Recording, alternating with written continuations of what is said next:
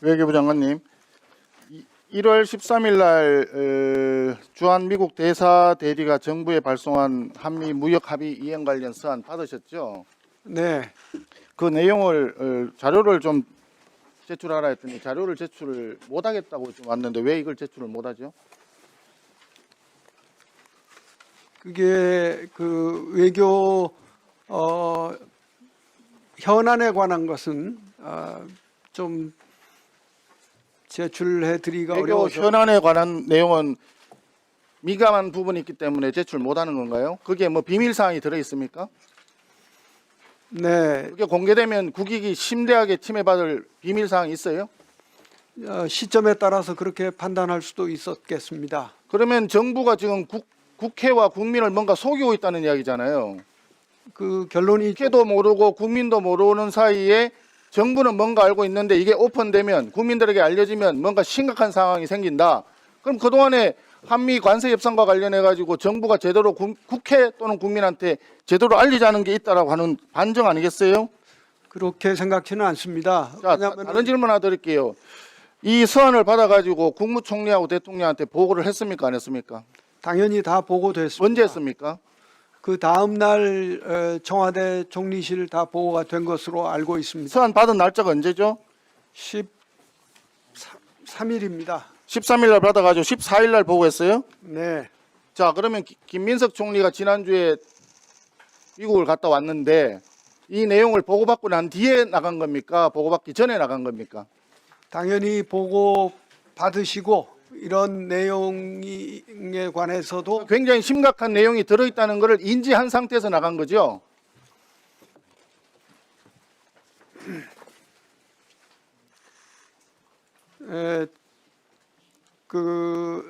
자, 통해서 말씀드리겠습니다. 김민석 총리가 1월 22일부터 26일까지 미국을 방문했습니다. 서한은 13일 날 받았고 14일 날 보고를 했다니까 당연히 이 내용을 알고 갔을 것입니다. 그 내용에 어떤 사항이 포함되어 있기 때문에 이것이 공개되면은 심대한 국익 침해 우려가 있어서 국회와 국민에게 공개조차 할 수 없는 내용이다.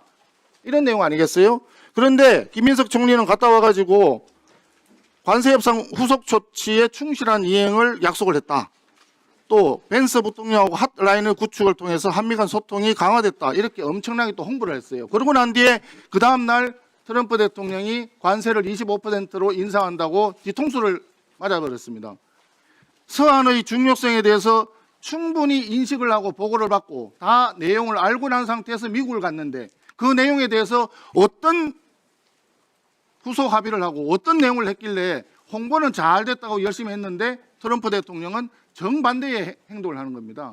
이걸 어떻게 국민들한테 설명하시겠어요? 네, 오늘 트럼프 대통령은 또 정반대로 한국과 잘해서 이 문제를 해결해 나가겠다는 메시지를 예, 발송했습니다. 병 주고 약 주고 하는 거기 때문에 그 말을 또 그대로 믿는다 그러면 또 어느 날 어느 순간에 국민에게 공개하기 힘든 서한을 또 받을 수 있다라고 하는 개연성을 그걸 무시하기 어렵습니다. 그걸 부정할 수 없는 문제가 심각합니다. 한번 볼까요?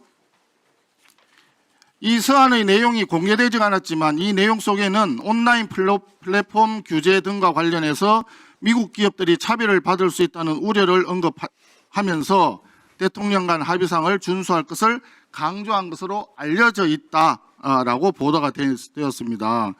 이런 상황이기 때문에 지금 현재 우리가 생각을 해볼 때는 온라인 플랫폼법이 이번 관세 인상 결정하는 데 상당한 영향을 끼쳤겠구나. 그리고 이미 통과된 정보통신망법 이런 부분들이 트럼프의 관세 인상 결정에 상당한 영향을 주었을 수 있겠구나.